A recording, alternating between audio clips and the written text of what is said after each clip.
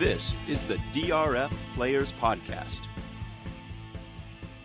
Hello and welcome to the Tuesday, September 20th edition of the DRF Players Podcast. I'm your host, Peter Thomas Fornatale, back with you alongside the usual crew, camping out in a office in the DRF building, not his own. We have Mike Hogan. Yeah, and midway through the podcast, the person who owns this office may come and show up for work, so should be fun. Hey, after bacon fingers last week, anything will be an improvement. Thank you very much to anyone who fought their way through all the various audio trouble we were having on Friday.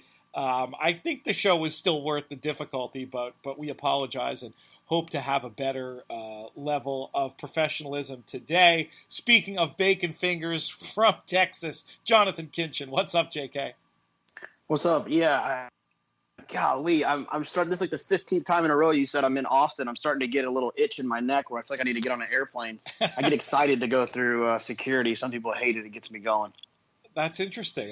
There's got to be some deep-rooted psychological problem there. It's just because I know I'm going somewhere. It means like that's the first step. Like you can't get on an airplane without going through security. So if you go through security, you're going somewhere. So it excites me. I like that.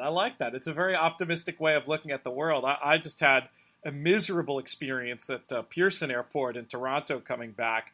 Let me just say, for the rest of my life, I think I'm going to be flying through Billy Bishop, even though it means I have to get to Newark. I just can't deal with that airport. It's a bit of a show, if you know what I'm saying. But let's talk about your travel plans for a second, Jonathon. Last year, you were somewhere every other weekend, it seemed, chasing the NHC Tour. This year, life getting in the way. You've been a little bit more mellow, to say the least. But what is your next planned excursion? The next excursion will be possibly Santa Anita on the weekend of the 8th of October, and then a not nailed down yet trip to Keeneland I probably won't make it for the tournament. That weekend actually doesn't work. It's my son's birthday weekend, so maybe the opening weekend or the weekend after that. We'll see. The weekend after that, I might be heading down there. Perhaps we can hang out. That could be fun. But it was just talking to Mike Maloney about maybe coming to see him and hang out at his table in the Bluegrass Room for a day or two on closing weekend. Seems like that might be a good one. Little bit of a calm before the storm of the real Breeders' Cup madness. We'll be talking Breeders' Cup a little bit later in the show today. You mentioned the October 8th and 9th. Just a reminder to folks, that's the Santa Anita Autumn Championship. Pretty much the last chance to get a shot at the $1 million bonus at the Breeders' Cup Betting Challenge should a player go on to win that contest. I'm actually not going to be out there for that, as much as I want to be, and probably should be, frankly, to do my job properly. But I've got my half marathon that day, guys, so I'll be running around Brooklyn, God willing. The training's been going well. I've never looked as good since my training run with you, JK, but I think that was just by dint of comparison. I did get a good little training run in there in Toronto this weekend. Did a little 5K on Sunday morning. The time was decent. It was sort of like a B- workout situation, I'd say. But the best part was there was free beer after the run, or included with the price of the race, beer, which made for a fantastic day. Incredible weekend overall up there in Toronto. Really enjoyed hanging out with Tommy Massis extensively. What a character that guy is. Mike Eves from Woodbine provided some great hospitality. Susan was with me, so she really enjoyed it up there as well. Of course, the highlight of the weekend from a racing standpoint was Tepin. Unbelievable to see her and the fans' reaction to her up there. As great as it was during the height of the Rachel Alexandra run, the Zenyatta run, this was the first time I can recall people in the stands chanting the horse's name as she came back victorious to the winner's circle. It was really, really cool to see. Mike, you ever seen anything like that before? No, and the other thing that's really awesome, I mean, I guess Cigar kind of did a worldwide tour, but just that she's going everywhere. I mean, yeah. This is the third country in 3 races, and she's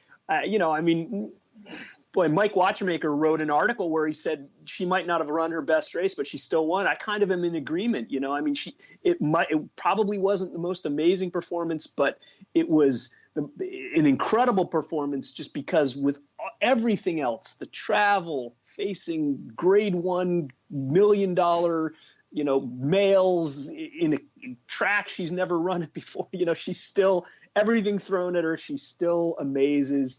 I think we're going to be talking about Horse of the Year. It's going to be an interesting discussion this year for sure. Yeah, well, we're going to preview that conversation in a little bit. My personal take, and we should have Norm Cassie on if he's available, maybe later this week to talk about this. But my sense, just from seeing her before the race and from watching how she finished up, and even watching her come back to the winner's circle, was that maybe she was a little short for this. And if that's what she can do when she's a little short, I'm really excited to see what she does next, whether it's going to be at Keeneland. Well, I guess it will be at Keeneland. The question is it going to be in the boys' race or the girls' race? Jonathan, what are you hearing about Tepin's next stop, and what did you think of her effort on Saturday? Well, I don't want to direct people to Bick, and then they listen to us and we hear all the same answers if we can get Norm on Friday. But essentially, on Bick yesterday, I heard Norm say that they're going to run her at Keeneland, and they're going to pick the softer spot between the First Lady and the Shadwell Mile. And they said they're going to look for the softer spot because they feel like giving her kind of an easier race leading into a big one is kind of what's fit well for her. The race at Keeneland in the spring was pretty much a walkover for her leading into the trip to Ascot, and it seems like they're going to try to do the same thing leading into the Breeders' Cup. Well, she seems like a very unusual horse in the modern era in that she thrives on her racing as opposed to her training. I mean, we've all heard stories about her training, and they're not, typically, again, Norm would speak to this better, but they're not the kind of horse that you hear these overwhelming stories from the clockers when they watch her work. But obviously, she races herself into shape really well. So I think it's super logical to maybe not do as much morning work and get that in the race. Hey, why not get paid to work out? It seems like a logical option to me, wouldn't you say, Mike? Yeah, absolutely. And it was, I think I mentioned it, I don't remember if it was on the webinar we did with Steve Davidowitz or if it was on the podcast last week. Her best races have not come off of a layoff. I think if she was vulnerable at all, it was in this first start back after a little bit of a break, last racing in England at Ascot. If you're going to get her, this was the time, and she still ran huge. So it's scary to see what she's going to do at the end. Yeah, I think she is the type who, she can do it all, obviously. She does well on what they call sort of galloping turf courses. And what I mean by that is turf courses that are especially geared towards proving a horse's stamina. The flat, the straight mile at Ascot, Woodbine's one wide turn course. Those are what I would describe as galloping turf courses. But, I mean, I feel like visually, I don't think this is even a feel like. It seems undeniable that she does her best work around Keeneland, obviously 2 turns and tighter. So I think you're absolutely right. If she was going to have trouble, it was going to probably be in this spot.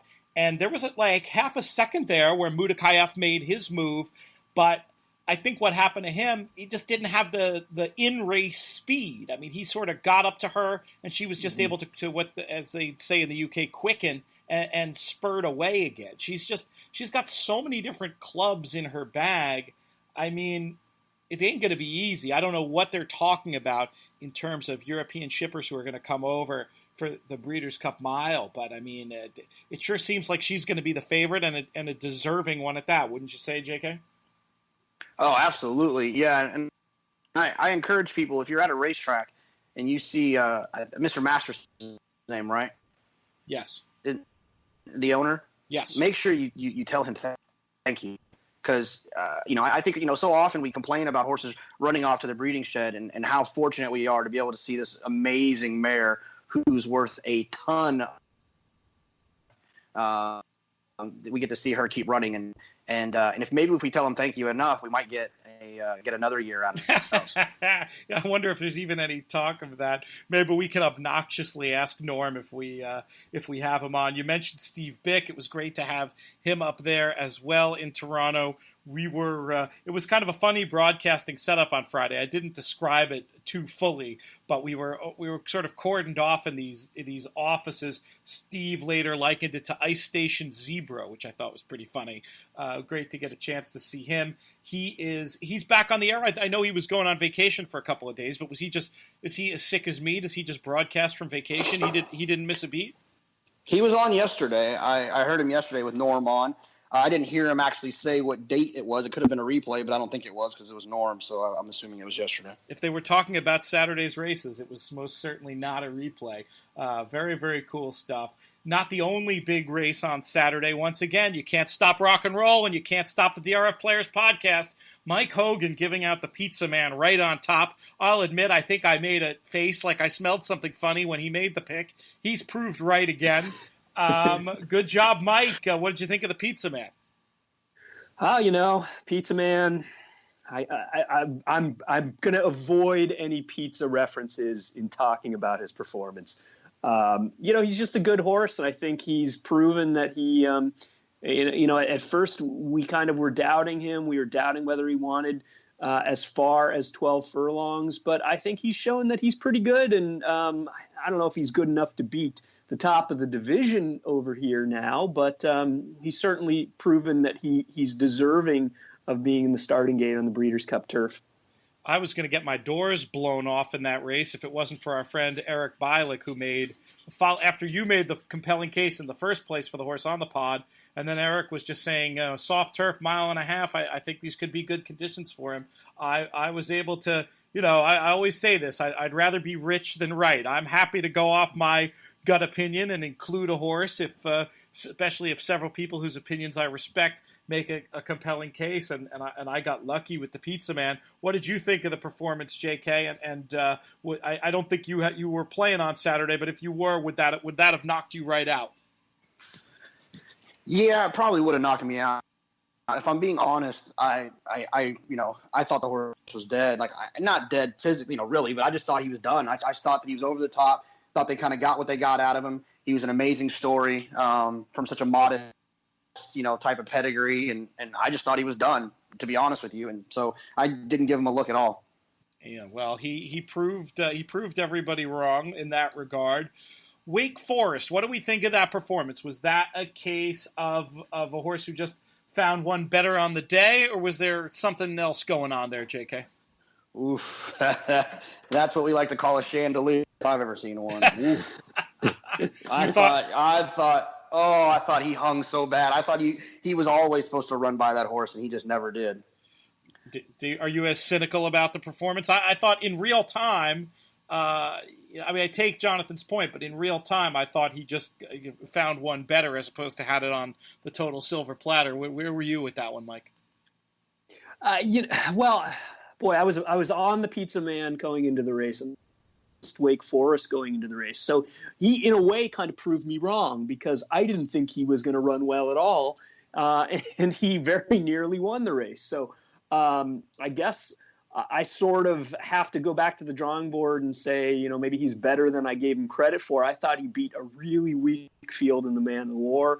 I thought, he was not as good as World Approval, who I didn't even like in this race. So I didn't expect him to run well, and he nearly beat me. So, yeah, I really warmed to him on the trip angle of what happened to him in the last race. I kept trying to separate the horses from who all finished so close together in Arlington, and that trip excuse seemed so real. I would have been a bit better off had it gone that way. But the Pizza Man too good, and that's just the way it goes sometimes. Any other thoughts from the weekend's racing, guys, before we get to some more general racing chatter and to a couple of questions from the listeners? You see any other performances that impressed you, Mike? Well, I think we need to talk about Jonathan's Kentucky Derby futures bet. Oh, I saw something about that on Twitter. Yeah, that for sure. What's going on, JK? Who'd you get down on? Well, look, I was at the airport at Saratoga, It was storming. I don't remember what day it was. It was storming. The flights were delayed. I was trying to fly through Chicago to get to Austin. It was the day before the Million, and I was sitting at the gate doing my standby thing like I always do, and there was Dale Roman sitting right there. So I went and sat next to him, name dropped someone I knew he would know, and spent the next hour and a half of our delay just talking about all of his cool horses he's had, some of his theories on handicapping, some of his theories on racing. It was like a one-on-one interview. It was amazing for an hour and a half. In the middle of our conversation, he got a phone call from Robbie Alvarado, who was driving back from Ellis Park down to Louisville. And Robbie said, I mean, I didn't hear the call. When he hung up, he told me, he's like, that was that horse I was telling you about, my best 2-year-old, not this time. Robbie said he hadn't sat on one that felt like this since Curlin and Mine Shaft. So I was like, oh, wait, I cannot wait for this future book to open. If this horse, he broke his maiden at Ellis, if I can get a good number on him. So I got 100 to 1 on him. And I got it before the race. So not this time, one for fun. And I'm now in our group chat, I'm driving Nick Tamero crazy because I'm the overzealous September Derby cheerer. And I texted him yesterday. I said, just randomly out of nowhere, I said, I think Dale Romans is going to win his first Derby this year. And Nick said, this is unbearable. Unbearable indeed, especially because you don't tell us or the listeners before the race. You can't, once you got down and it's Friday before the race, I say, hey, on Friday, Jonathan, closing thoughts. You can't say, hey, listeners, consider a little bet on not this time at Churchill. Why are you holding out on us? Because I know how Johnny is at the win. If he gets action, he'll change the price on you quick. Yeah, so, but you were already down by the race, you said, or did you not get down until after the show on Friday? That's your only way out of this. It was definitely after the show on Friday. Okay, that's fair. I called a trusty friend in Las Vegas, a famous friend. I won't disclose his name, but a famous friend, infamous, maybe not famous, but. Does his name rhyme with Starvin? Does his name rhyme with Starvin? That's all I want to know. It does. It does rhyme. Yeah, it does rhyme.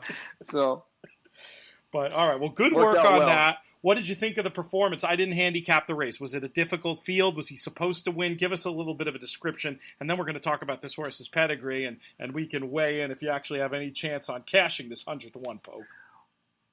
Well, he got bet down pretty heavily, favorite, right?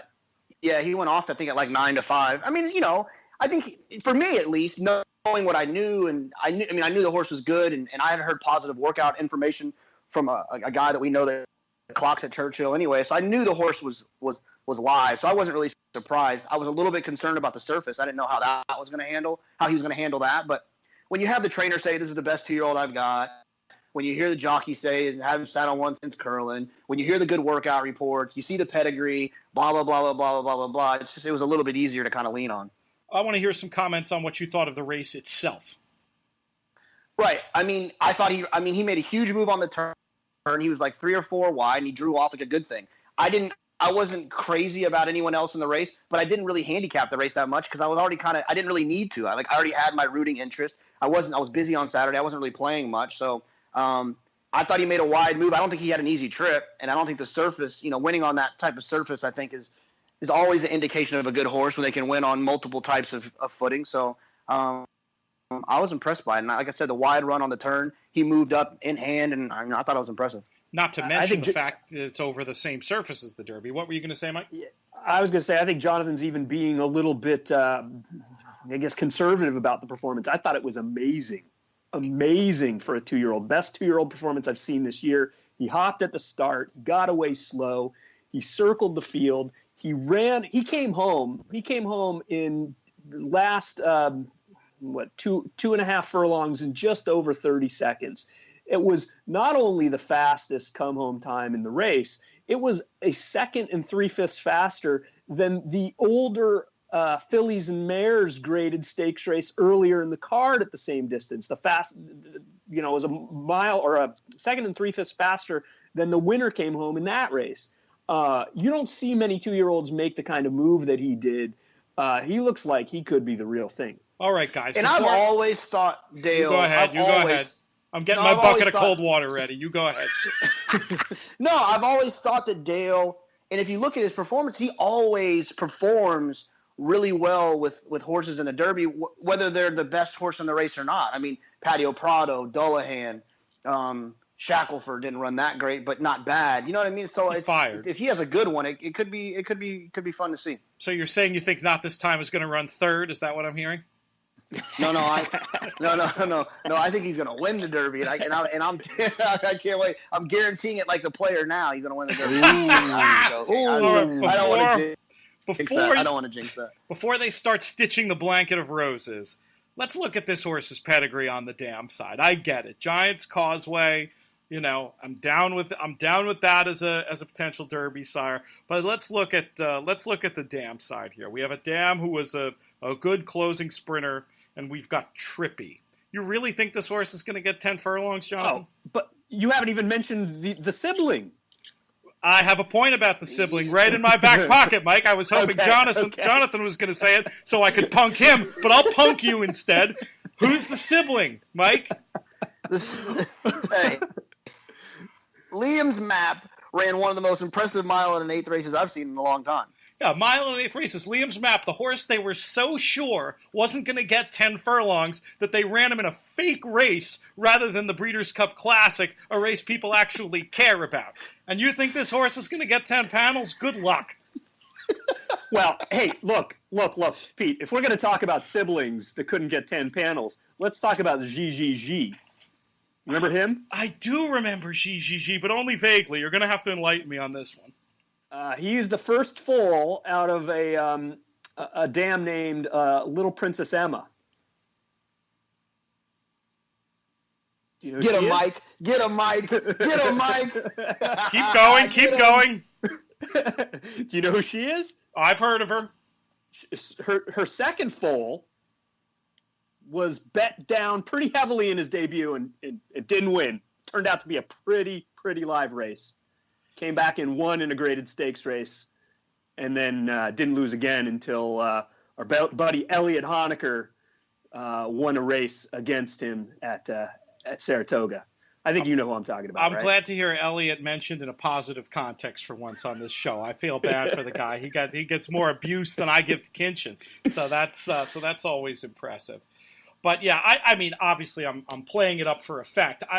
But it'll be interesting to see. I am also the guy who said, and then didn't listen to myself before this year's Kentucky Derby, that distance has never mattered less in American racing, especially when it comes to these big events. So there is obviously every chance this horse is going to stretch out. It'll be interesting to see. The first thing I'm interested to see is what this price gets slashed to out in Las Vegas after this weekend. I don't know. Are the new prices up yet, guys? I'm going to look right now while you transition to the next topic. See if I can find it. I don't know. I want to talk about Not This Time's pedigree for another 5 minutes. You don't think listeners will enjoy that? Well, let me ask you this: who I can't remember who's Liam's Map sire. Unbridled Song. Yeah. So he might get a little bit of extra distance from Giants Causeway than he did from Unbridled Song. Yeah, no, right? It's absolutely fair. Absolutely fair. It'll be very interesting to see. What are they saying is next for this horse? Was there a post race? Was there a post-race article that brought it all together? I would guarantee it's going to be the Futurity at Keeneland and then the Breeders' Cup Juvenile, right? I mean, that would be logical, but off such a big effort already in a stake, I was thinking there was some sort of a chance that Dale runs horses. You know, if it was, and this isn't supposed to be an insult. If it was Todd or something, or Baffert, maybe they would train him up. But Todd, Dale runs horses. He's an old school cat like that. That's my impression. Yeah, no, that makes sense. Speaking of Todd, the other interesting news is Theory is back in training. Did you guys hear about that? Yeah, I thought he was going to be out for the year. Yeah. What's the story there? Did Dave Grenig write something about that the other day? Yeah, he was out for the year. He was going to be out for the year, and then I guess they sent him to Rood and Riddle, and he checked out okay, and they started galloping again, and he's back in training. So we could see him. I think they're priming him for a fall campaign. So that'll be very interesting. I mean, showed such promise at Saratoga. Definitely one that was on everybody's watch list. I mean, I can't recall in my time as a racing fan, a horse that was basically declared out for a year, then coming back and being successful. So maybe from a betting point of view, maybe to my detriment, I'm going to be a little bit wanting to keep my hands in my pocket at first reappearance. But it's certainly an interesting story and something to keep an eye on. What else we got? We got these big races coming up this weekend. Real quick, Pete. Yeah, go ahead. Marty McGee wrote, I pulled it up on DRF.com that not this time, as Dale said he's going to go straight to the race. Straight to the juvenile. Okay. And the key is going to be getting him to the Kentucky Derby at peak. Everything will be done with the Kentucky Derby in mind, end quote. That's amazing. My man. That's a lot of confidence. That is a lot of confidence. Well, you certainly can't go wrong at 100-1, and we'll keep listeners posted as to what that future book price does. It'll be very interesting to see how far down they slash it. What would be your guess? The first number that popped in my head, the way those odds get slashed, I'm thinking you might see them next to 25-1. That was my guess. I think someone said... someone said someone was already 25-1, and I'm going blank on who it would have been. Who's like the favorite 2-year-old right now? Syndergaard Theory? I don't know. One of the Bafferts? Yeah, I don't know. So someone was already down that low. I would imagine that winning at that racetrack for that trainer, with that pedigree and all that good stuff. At least the top side of it. I think he'll probably take money. You're probably looking at the new, at least co-favorite. One would have to imagine. Look at this. Pete Dale says he's got the pedigree. What do you know? He's got the pedigree. He's got the pedigree. He's got the talent. All the tools. He's spooky good. End quote. I can go all day. I'm amazed to hear him talk that way. Like, it's one thing to say something in the airport to somebody, but he's not really not a trainer known for his. He is known for talking, but I wouldn't say he's known for bragging. Like, this is really interesting. This is like overweening confidence. There you go, folks. Whatever price they put up, and wherever you can get a future price, clearly just mortgage the house. Bet it all on not this time, and you can give Jonathon Kinchen all the thank yous and praise, or you can shift all the blame come the first Saturday in May. Leave me out of it. I feel like we need to have a disclaimer after you said mortgage the house and give out a 1-800 number just to be safe. Being facetious, of course, folks. We don't encourage irresponsible gambling here on the show, but. Hey, when you've got somebody giving you the Kentucky Derby winner, what else are you supposed to do, right? Hey, Pete, I don't know where you're going to go with this, and we didn't talk about this first, but I just wanted to say I'm super excited about the Kentucky Million this weekend. I know we'll talk about it on Friday. Yes. But it's really cool to be able to see those 3 horses running against each other. I know it's a small field, but I looked at the entries yesterday, and I really got excited. And the Pennsylvania Derby's a hell of a race, too. And so I'll be paying attention that for sure. That's pretty exciting. Yeah, I just wanted to mention that for folks who weren't aware how interesting those races are shaping up. We're going to get to have our every 3-week discussion about if a certain horse is a one-turn horse. We're going to get to talk about Songbird, Karina Mia, a bunch of our favorites, Catherine Sophia. It's going to be a lot of fun. That's a little preview of Friday's show, unless, Mike, you have anything to say in advance of the big races coming up at Parks this weekend. I can't wait. I hope it is dry as a bone, and I hope nobody bets Exaggerator. And I'm sitting here, I'm camping in Jacob Luth's office, and he's already shaking his head. He's just shown up, and he's shaking his head, putting his head down, saying, "Oh, geez, I don't even know you." Well, I have a feeling we will be able to have some sort of intra-show wager on that one, if nothing else. So I can't imagine Jonathan's opinion has changed too much since the last time we tackled the topic. But I'm really looking forward to seeing Songbird again. I think there's been a lot of questioning, not incorrectly, about how she finished up time-wise at the end of the Alabama. And it's been my theory all along that cutting back, there could be more of a show put on. But, once the race is drawn, we'll talk about that more at length. That could be some fun stuff, and I'm looking forward already to the lively conversation we're going to no doubt have on Friday's show there. I got a preview question, though, Pete. Hit me. She wins by 10. What is her price if Beholder and her are in the race in the Breeders' Cup Distaff together. Gosh, if she wins by 10, is Beholder training up, or is Beholder running one more time? I think that's an important... She's going to run the Zenyatta against Stellar Wind again. So obviously Beholder would beat Stellar Wind in the rematch, and then Beholder would come in, whatever, and here we go. Because I don't know if you guys saw the writing, but they're not going to run I don't think they're going to run the Classic. He said he does not want to run. B. Wayne Hughes said he does not want to run where California Chrome is. So you got to imagine that she's going to be in the distaff. Yeah, and I predicted that because I also think it's not like it's not sporting to run in the distaff. It's not like it's a bunch of tomato cans in the distaff. It's still, I think, a super sporting gesture to put her up against Songbird. So I'm not surprised by that news. I think if the Songbird win is flashy enough and the Beholder win is workmanlike enough, don't you think there's a world where Songbird's still going to be odds on? Free money if she is shorter than Beholder. Beholder will crush her soul if they run in that race together. I don't even think it's close. I mean, she's certainly the more accomplished of the two. Has plied her trade against elders very respectably, even against males. I just think the hype machine and the way it works. I mean, I'm not giving you a price that I'm taking this from a morning line perspective, not a Pete Fornatale opening a racebook perspective. But I mean, to me, it just, I mean, obviously a lot of things can change. If Beholder wins by 3 and puts up a 105 Beyer speed figure, then she's going to be the odds-on favorite, I think, almost no matter what. But I mean, is this a 4-5, 6-5 situation? What's your gut on? Put your morning line maker hat on, Jonathan, and channel your own inner Travis Stone. I know it's hard to do from here, but you just made me do it. What do you think we're looking at in terms of prices should these two win out in comparable ways?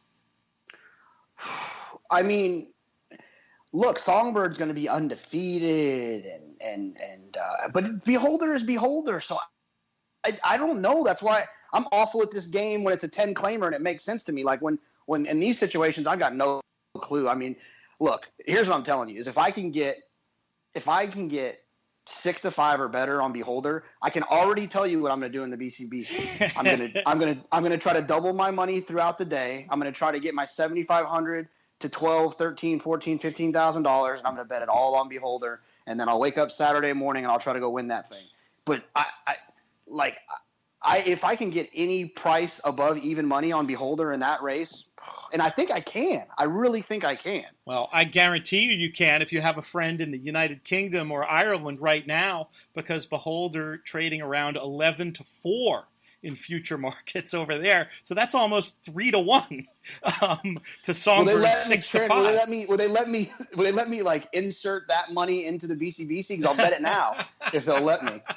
I don't think Tim Schramm's going to allow that to happen, Jonathan, unfortunately. But it is something to think about. I know we do have listeners from across the pond.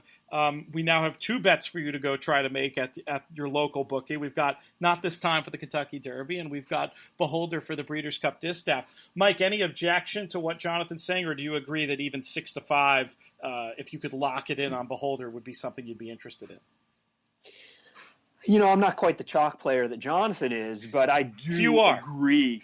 Well, it depends. I guess it depends on the wager, but yeah, I'm with Jonathan here. I would take Beholder in a second over Songbird if they end up being about the same price, and or if Beholder's even a better price than Songbird. To me, that's my play for sure. Yeah, it'll be very, very interesting to follow. It's been an incredible year. Chris Larmy sent that interesting tweet the other day, Mike, that I know we wanted to talk about or touch on briefly, just about how crazy the top of the divisions are with these horses who are just doing everything you'd want to see them do. He was highlighting, well, I'll let you talk through. What exactly did he tweet? And we've obviously already talked about Tepin and Songbird, and I assume California Chrome. And what was the rest of his tweet about? Well, so it was in reply, or he did a quote tweet of the top 5 in the NTRA poll. Number 1, California Chrome. Number 2, Tepin. Number 3, Flincher. Number 4, Songbird. And my understanding of this poll is people are supposed to rank who they think will be horse of the year. So that's why California Chrome is number one, Tepin 2. It kind of makes sense, but Chris's point was spot on. I mean, those top four, you've got California Chrome, who's done nothing wrong this year. Tepin, I mean, what has she done? She's gone how many different countries, won how many straight races, and that's following up probably one of the most impressive Breeders' Cup miles you'll see in a while from last year. You've got Flincher, who comes over and now in Chad Brown's barn, obviously prepping to take on the Breeders' Cup turf again. Done nothing wrong since coming over here, and then Songbird. I mean, what else can you say about her?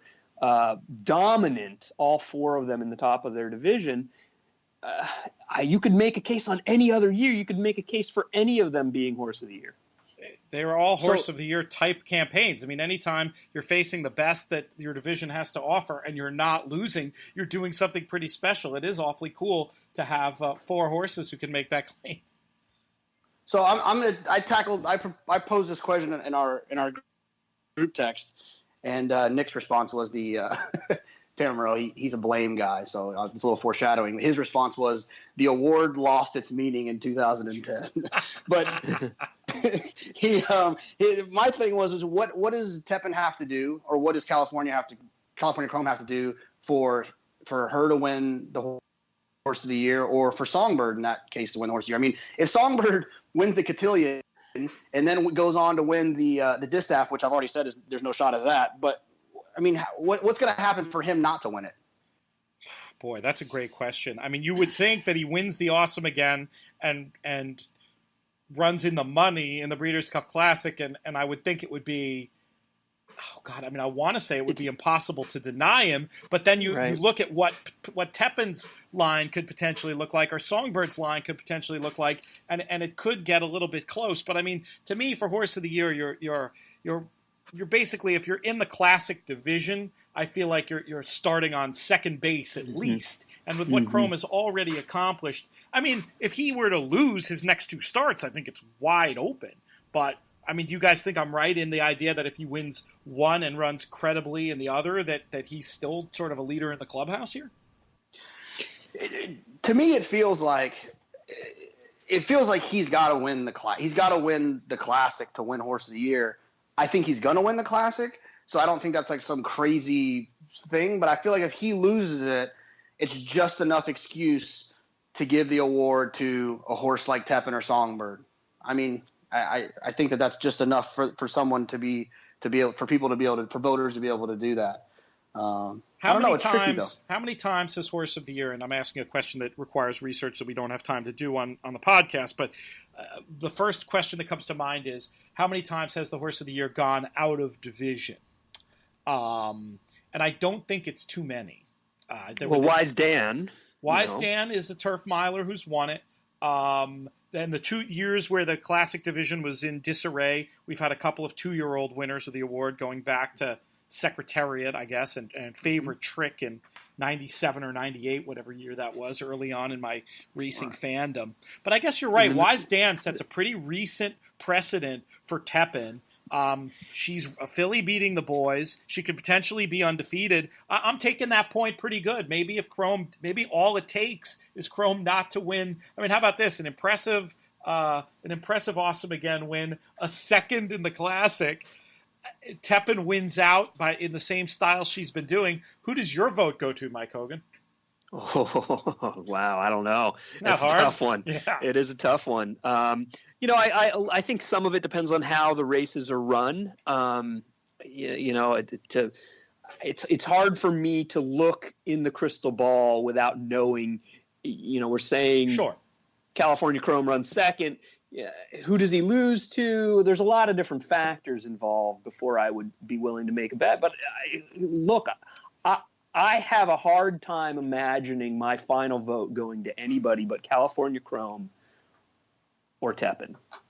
Simple as that. I would agree with that. I have splinters in my ass, too, on the question of what happens in that specific situation. So I'm going to put Jonathan's feet to the fire. Tepin wins out. Chrome wins and then runs second in the Classic, where's your vote? Not that you get one, but you get my point. I know. Yeah, well, I'll steal yours. Yeah. Well, here's the thing: is you guys got to remind me, or at least you got to ask the question, because I'll probably drink before Friday, and we have Norm on. We should probably point out to Norm that when making the decision on where to run her at Keeneland, is the First Lady a Grade 1? It is. Never mind. I'm just kidding. I think it is, but still, Grade 1 another Grade 1 against males. Maybe that's like double credit. There you go. I'm just maybe it matters. I mean, but does he care? Does he want to win Horse of the Year, or does he want to win another Breeders' Cup? Probably, you would have to assume the latter there, but we can ask the man. I would imagine the mile. Yeah, sorry, I got disconnected for a second. But yeah. So, anyways, we'll remind him. I would pick. I would go. I like a good. We lost you there, Jonathan. Are you back? What's going on? Yeah, I like a good. Sorry. Yeah, someone's calling in, and so it's killing me. Oh, I see. I like a good story. And I like encouraging sportsmanship, and kind of being a very sporting effort. And I would hope that Tepin could win it, so that other owners will do the same things down the line with horses that they have that are great. Can I get really flaky and say I'd want them to split the award? No, I guess that doesn't really work, especially when one didn't win the Breeders' Cup race. I think I'd have to vote Tepin. I mean, I just, as we're talking about it, I think under the circumstances we're describing, I think that to be the best in your division, to travel all the way around the world, to go to multiple countries, it would be like gun to my head. I mean, I want to think about it more. I'm not committing to that course of action, but that's where I'm leaning right now. Well, remind me, what was Tepin's? What was on the bottom? I heard a list of wins this year. What was the lowest one? What was like the Tepin? Like, was it the Churchill race, the distant mile? It was the return at Tampa. Yeah. Was it Hillsborough? Yeah, but I mean, she needed it, and I don't think you can really hold that against. No, I'm not mad at her. I was just wondering what it was, and I was going to compare it to what Chrome's was, which he ran in Dubai, I guess, right? And that kind of like the prep for, or was that that was Frosted? No, he ran over there too. He ran over there too. I guess if you want to make the Chrome case in the face of everything, you just look at the money, right? And Chrome's money would blow the situation away, but it's right. It's But what about north of? What about? Yeah, I mean they both have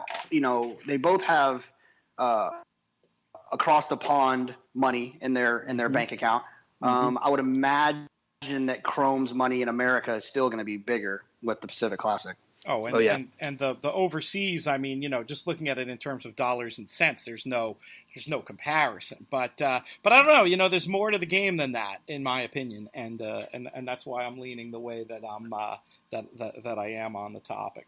All right, I got two more questions I want to cover. Please, we've got at least 15 minutes left, and I've only got a couple questions from listeners that we can probably knock out in 10. So feel free to digress. One I think Jonathan's already answered, but let's ask this: of those top four, the tops of those divisions, California Chrome, Tepin, Flincher, Songbird, which of them is most vulnerable in the Breeders' Cup? Oh, that's an easy one. Songbird. Well, no, actually, I was gonna go Flincher even, so it's not that easy. No, really? There you go. Flincher won't even be the favorite if Postpone comes, will he? He will be in our pools, whether he should be or not. I don't know about that. There's a lot of commingled money from around the world. If like Postpone wins the Arc and comes here, and over there, especially Flincher, for all he's accomplished on our shores, is still kind of, he's a little bit Rodney Dangerfield over there. I think they probably look at him like, oh yeah, he was that top-ranked turf course that had to go over there to win. If you get a well-fancied horse coming off an Arc win, I don't even think he's a favorite. But I guess it is also correct that Songbird probably, even though she probably will be under the circumstances we described before, maybe shouldn't be as well.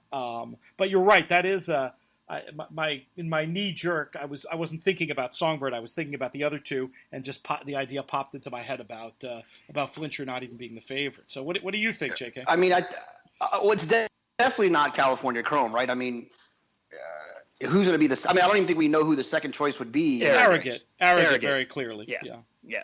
Really? Yeah. Who do you think? I mean, yeah, okay. I'm fine with that. I just feel like a lot of people are going to say that they don't want to jump on that one performance. I'm willing to jump on it, but I think a lot of people wouldn't be. No, I think they're going to see 123 speed figure. They're going to see Bob Baffert. He's going to be. I mean, I'll tell you right now, in the betting that's going on, California Chrome 6-4, so 3-2 in our odds. Arrogant 3-1. Next lowest, Frosted at 10. So not even close. Is Beholder even on there? She's listed at 20. Yeah, they're not going to run her there. Okay. Right, they're not. Okay. And the other thing Arrogant has in his favor, or at least those that would be backing him have in their favor for him, is the comparison to Tiznow. This is a horse, 3-year-old who's moved through the ranks, seemingly could be any kind, now primed for the Breeders' Cup, could run a big one, topple the big horse. So just to give some, have we perused the pages of the Daily Racing Form website to find out where he's running next, or am I? They're training him up. Well, they're training him up. Training him up. Yeah. Yep. Yeah, Okay. He said right away that was the plan. Yeah. And as far as I know, they're sticking to it. Just to give you some comparisons on this, apples to apples in terms of odds that people can actually bet on now. For the Breeders' Cup Turf right now, Flincher 5-2, which seems pretty square, though I assume that builds in the idea that there could be some unusual European horses coming over, or non-predicted as of yet European horses coming over. Postponed you can get for the Breeders' Cup Turf at 3-1. I think that's building in a very healthy possibility that that he won't be making the trip, and obviously the ARC being the main goal. We already talked about the Distaff, where Songbird is in fact the favorite, and obviously California Chrome, we just went over that too at 6-4. So if you're going by that, my knee-jerk reaction looks a little better. But thinking about if I had to answer the question again, I think you say Songbird on the possibility of if we're confident Beholder's going to show up. That's a big ask, no matter how good she is. Yeah, and someone replied to Adam Dodge, I believe, who we had on the podcast for his Bad Beat story, replied to Chris's tweet and said, which one of those top do you think is most likely to lose in the BC? I did a little snarky quote retweet where I said, well, which one of them had connections that felt he needed help from a rabbit last start? So, I'm kind of with you, Pete. I'm kind of with you. I mean, the fact that Juddmonte and Chad Brown felt like Flincher needed help to win. Oh, that doesn't bother me at all. To me, that doesn't bother me at all. That's an age-old. Doesn't bother. Yeah, doesn't bother me either. Yeah, I mean, it's also a reaction to what happened in that previous race and how odd-looking that was. I mean, it's a turf horse to me is of no less quality because they have a pace setter. That doesn't, my specifics of the objections to that race had to do entirely with the pace setter racking up half the field as opposed to the existence of a pace setter. That I can't think of a handicapping equation where that would enter in. Though, Jonathan, you did make the point. You did make an anti-Big Blue Kitten point based on not having a rabbit, but I don't think that was your main handicapping reason for not liking Big Blue Kitten, was it? No. Well, yes, actually. My point is that Big Blue Kitten is not good enough to overcome a scenario in which he does not. Okay. And you don't feel that way about Flincher? And we're back to the old days of JK having audio problems. Yeah. So my question was, you don't think that Flincher needs a rabbit to succeed. You just think he happened to have one. Absolutely, 100%. No, what I'm saying is that Big Blue Kitten, in my opinion, needs a rabbit to be successful. Flincher has proven that he doesn't need a rabbit, but when the connections have a barn full of horses that they can put out there to sacrifice for the easy trip for their big horse, then they do it. So let me press you one question further on this. So if Big Blue Kitten had Shining Copper in the race on Saturday, you think he would have run better? Better. I don't think he would have won. I think he would have run better. Okay, fair enough. All right. Unless we have anything else fair. on this. Let me take that back. I'm saying that in order, this is what I want to say. In order for Big Blue Kitten to win a Grade 1 race, I think that he needs, or a top-level race against top-level horses, I think he needs a setup. And the only way they can guarantee a setup is if they inject their own pacemaker. Compare that to how you feel about Flincher. I think Flincher, like I said, after he won the race, his first North American race here, I don't think he'll lose a race on North American soil this year. And I don't think, and the opposite of that is I don't think Big Blue Kitten will win a race in North America this year. All right, fair enough. Just wanted to get, I think that's interesting. The reasons that rabbits are helpful. People seem interested in the topic, so I don't mind going down a little bit of a rabbit hole on that. Put it like this, Pete. I'm gonna if we go out together, I can go out by myself, and there's a chance that I could get a little bit stupid alone. But if I'm with you, there's an increased chance of me getting stupid. It's the same thing, You replace getting stupid with running a Grade 1 race, and you have your analogy. Fantastic stuff. Wow. Oh. Anything else on this, Mike, before we move to some questions? I got one more question for you guys. In last week, it came out that Kieran, after some silence, and I think the only people talking about this possibility were people outside of the camp, Kieran McLaughlin came out and said that they're deciding between the Breeders' Cup Classic and the Breeders' Cup Dirt Mile for Frosted. I know we discussed this a little bit further. I made my point 100% clear. I still stand by it. I would be shocked if he ends up running in the Dirt Mile. Now that they've mentioned it as a possibility, what do you guys think about this? I thought it was what they do all along. I still think there's no shot he runs in the mile, because at some point it's going to come across.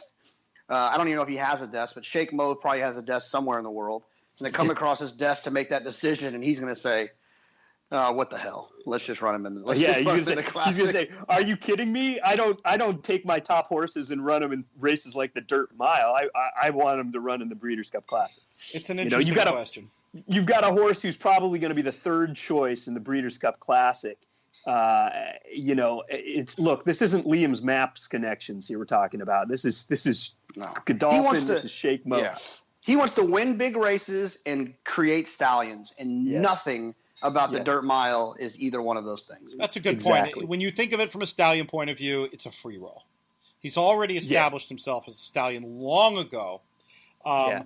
The only other thing we did talk about this. I feel like we're re-having a conversation we had as we talk about this more, but only a couple of weeks later, you do have another one-turn mile in New York. Maybe you just do that for flashy marketing purposes. Not that it proves him any more as a stallion to romp in the Cigar Mile, but maybe it just creates good vibes that are a good thing from a marketing point of view. Would you give that possibility any merit, Mike? Yeah, I don't see any reason for shipping him out to Southern California unless he's going to run in the Breeders' Cup Classic, frankly. I mean, keep him at home and run him in the Cigar Mile. Because I think those races are closer this year. I think some years there's 4 weeks. I think with it being 3 weeks, they could more like, I don't know if save face is the right word, but it's just like a little more logical to be like, oh, we're just going to wait for that. As opposed to, it's not a dunk to run in both is my point. Is that, I think that we all, and I just remembered it, I think we all have to adjust our racing calendar minds and realize that we now have a really, really big race in January at 1 1/8 for a lot of money. And I would imagine that that's a spot, 1 1/8 down at Gulfstream on a track that Frosted has run on before, that is definitely a race that they would look at, even if they were going to retire the horse. It feels like a race that they would be targeting as his last race. So that's a great point. If Frosted was going to run in the Dirt Mile, and there's no way I would do this because money would always be an object to me. But if money wasn't an object to me, I would skip the Breeders' Cup. I would run him in the Cigar Mile and win that as a prep going into the $12 million race down Pegasus. Yeah, right. That's a great point. Yep. I'd co-sign on that one. I see no scenario in which they still run the Breeders' Cup in a Breeders' Cup race with Frosted, but choose the Dirt Mile over the Classic. If he's not in the Classic, he's not in the Breeders' Cup, is my opinion. So last week we had a good conversation about fractions in turf races, and we had a follow-up about that I wanted to address first and foremost, the book, I think, where Jim Quinn lays out the approach to making his turf figures in the most detail is the one called Figure Handicapping. But I do believe he also touches on it in The Complete Handicapper. And I think it's even in one of the Bet with the Best chapters that he wrote where he talks about it. If folks want to get into the weeds, somebody asked a question about how that technique of looking how fast a horse comes home relates to the class of race, or if it relates to the class of the races. Mike, I know you with the way that you use Formulator can explain to people maybe quickly how they can bring up those late fractions so they can see that information without having to do any math, which is a wonderful innovation of Formulator, and maybe speak to that question of if you think you use class at all when you're making those calculations. Well, I'll answer the first one first because it's easier. There's a couple ways in Formulator you can do that. In the PPs, when you're actually handicapping the race, one of my views, in fact, I changed this for all races, not just turf races, I change from elapsed time to incremental splits, and I change from leader and winner to this horse. So you see what every horse did in every point of call, which is just kind of the way I prefer to handicap. The other way you can do it, if you're just looking at an actual individual race chart either through the PPs or from the race chart archive in Formulator, is you can change to the incremental pace view, which shows the incremental splits for every horse in the race, and it can show you which one made a strong middle move before flattening out, which one came home fastest.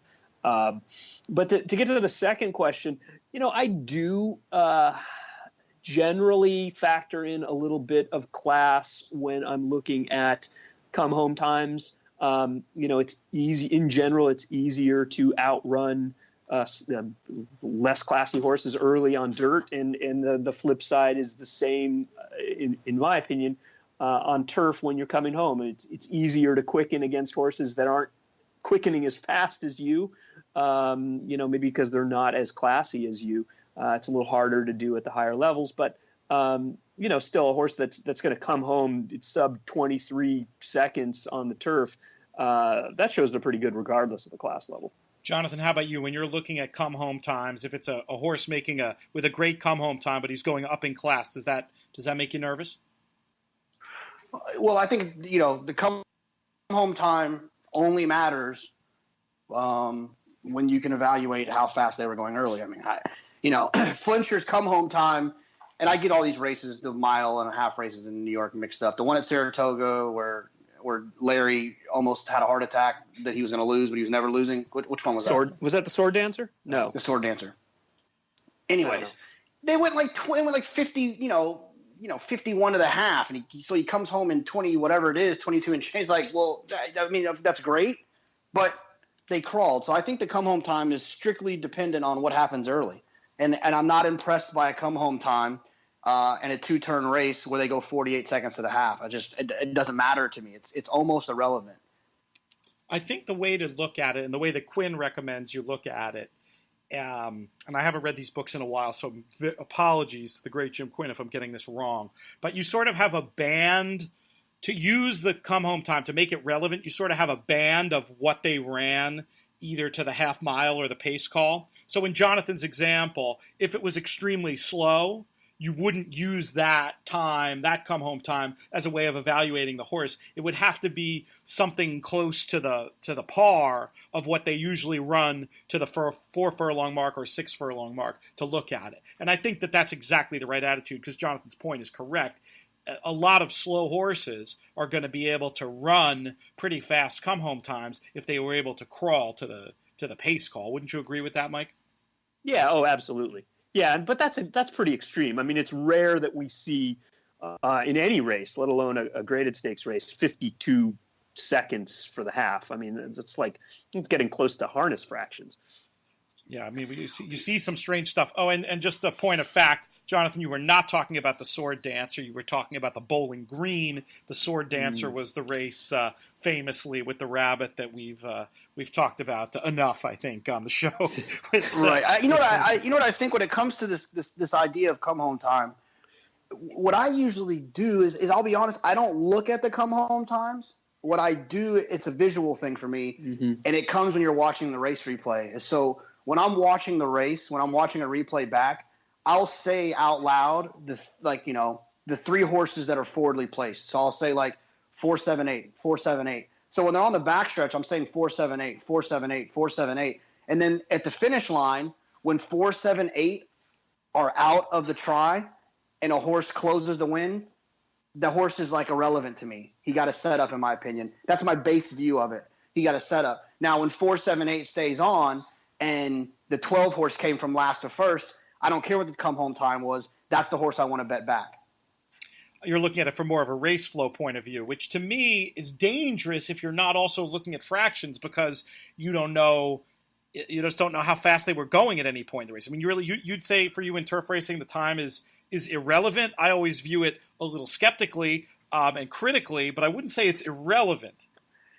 To me, it's irrelevant because I make the decision on the 12's run, the number 12 horses run, based on how good the 4, the 7, and the 8, the horses that were forwardly placed early are. If those 3 horses, I've been told by a friend, I gotta stop calling them rats, but if those 3 horses are not very good, if they're not very good, then the 12 horse coming from out of it into a pay, it doesn't matter to me. But if those 3 horses are good horses, and now you're getting a horse that closes into something that, horses that are sticking around, that's kind of how I evaluate whether or not it was good versus whether or not it was 22 and change versus 23 and change. That seems like, actually, to get back to the original question, it seems like you very much use your intuitive sense of class to know how seriously to take those come-home times. I try to be a little bit more mathematical about it, but I think in turf racing in general, to have a little bit more of a sense of how good horses are and what their inherent quality, aka class, is,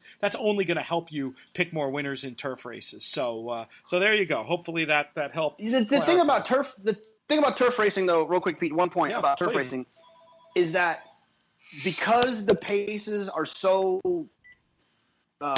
sporadic early, the rails being out, blah, blah, blah, it makes it a little bit cloudy to understand what's really happening when it comes to time. That's why I try to trust myself visually a little bit more in turf racing. No, that makes a ton of sense. I've seen an English punter who's an amazing writer too, a guy named Simon Rowlands, has something that's pretty cool that I think works for turf racing too, where there's a formula where you look at how fast the last part of a race was run in relation to how fast the race was run overall, and that can give you a very interesting perspective on just how efficiently that final time was earned, and can shed some light on the validity of raw final time speed figures in turf racing. That was just one last thought I had on it. I know that's pretty advanced, but if you're interested, check out Simon Rowland's work. I need you to send me that. Yeah. I need you to send me that. We've talked about it. Like, my turf opinion right now is based like almost solely on that thought. Like I know I could have texted you after the show, but I really need you to send me that. Well, I'll send it to you and everybody else because it's worth a read. Simon Rowlands is happy to. We're not like tight. I've talked to him a few times, but I consider him a friend and a just very respected analyst of UK and Irish racing. And I'll send that article around for everybody to check out. It's pretty cool and just an interesting way to look at the world through the lens of UK racing, where sectional timing is kind of a new thing, amazingly. And I think you can still get an edge. We've actually run over time in a show that we only had a few things to talk about. I guess we were just on a roll today, and we went with it. Hopefully folks don't mind spending a couple extra minutes on their drive or on the treadmill listening to today's show. I want to thank Mike Hogan. I want to thank Jonathon Kinchen, and most of all, thank all of you for sticking with us today. We'll be back on Friday. Until then, may you win all your photos. Win all your photos. Win all your photos. Win all your photos. Win all your photos. Win all your photos. Win all your photos.